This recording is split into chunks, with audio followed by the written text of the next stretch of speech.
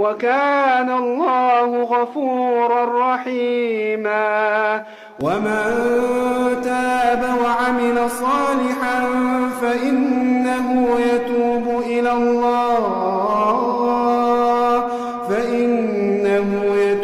إلى الله متابا. والذين لا يشهدون